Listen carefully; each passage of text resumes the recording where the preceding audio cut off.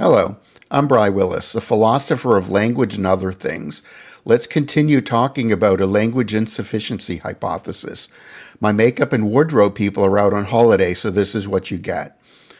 Now that we've discussed how the language effectiveness complexity gradient works in Chapter 3, let's move on to the Presumption and Horizon in Chapter 4.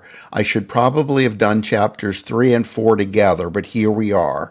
This one may tread on the same ground, but here we slow down, sharpen the focus, and look at what actually happens when language crosses its effectiveness limits, because it doesn't go quietly. The effectiveness horizon is the point beyond which language stops doing explanatory work. Past this point, words still circulate, arguments still happen, books still get written, but the language no longer resolves anything.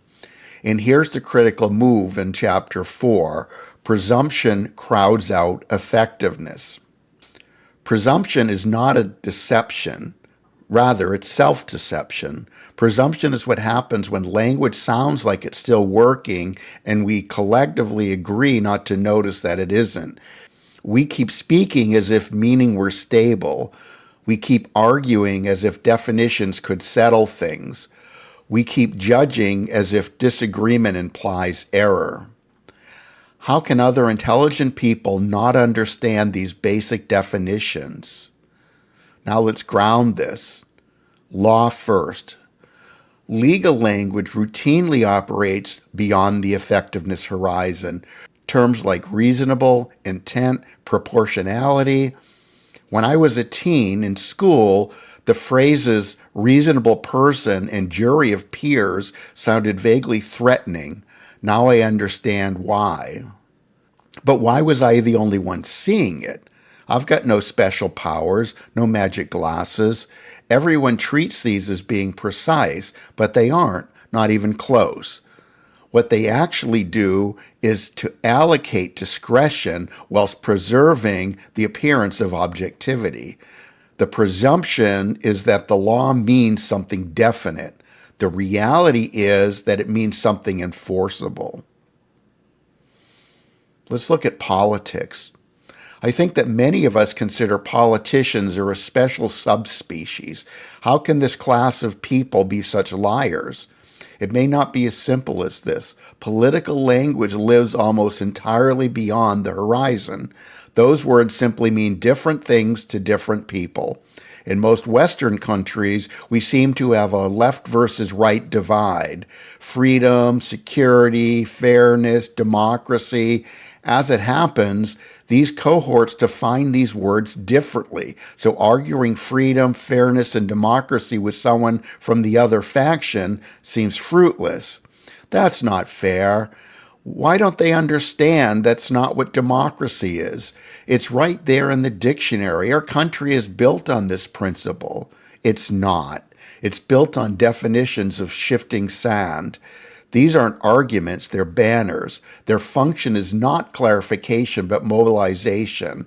I've heard it countless times. Each side accuses the other. You're not fighting for democracy, we are. The presumption is that we're debating shared concepts. In reality, we're performing allegiance with inherited vocabularies. Here's where I ask you to press like and comment. Is this something you've noticed? That some communication just won't connect? And you either blame yourself or accuse the other to be stupid or acting in bad faith, just being intentionally difficult. The LIH might allow you to give yourself and others some leeway for expecting language to do more than it can do. We've all been trained that more words or better words can resolve differences, but some differences are greater than words. I provide examples in the book, and I'll share some here in time. Subscribe and click the bell icon to be notified when I post new content. Well, what about science? Science is okay, right? It's got to be stable. Tell me it's stable. Here's where people get uncomfortable. Scientific language is extraordinarily effective within its domain, But when it spills outward into metaphysics, consciousness, or meaning, the presumption creeps back in. Terms like information, signal, emergence, computation, they sound rigorous. They often aren't. They gesture beyond what formalism can actually support. And finally, digital culture. If you're watching this, you've engaged with digital culture. Online discourse is presumption at scale. Algorithms reward certainty. Platforms amplify confidence. Ambiguity is punished by invisibility, so language hardens. Everything becomes declarative, performative, moralized, not because people are cruel, but because the medium demands presumption to survive. Chapter 4's central claim is this: beyond the effectiveness horizon, language doesn't disappear, it changes function. It starts sorting people, sorting loyalties, sorting power. It stops explaining. We employ terms, but the semantic content is already saturated. And once you see this, a lot of modern discourse becomes depressingly legible. Anyway, let's wrap this up.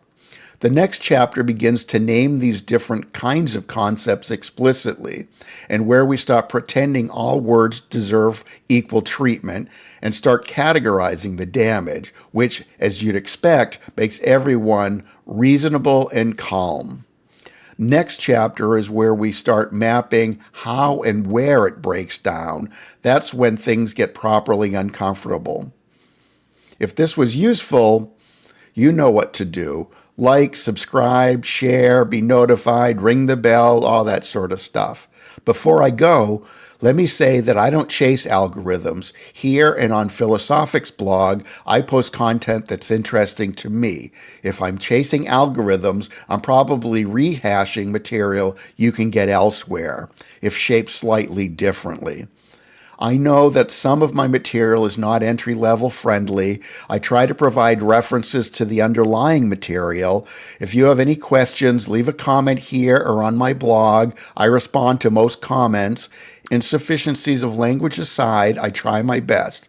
If it takes another video to explain, I'm open to that as well. Anyway, speaking of comments, let me know what you think in the comments below. This has been another video in a series on A Language Insufficiency Hypothesis.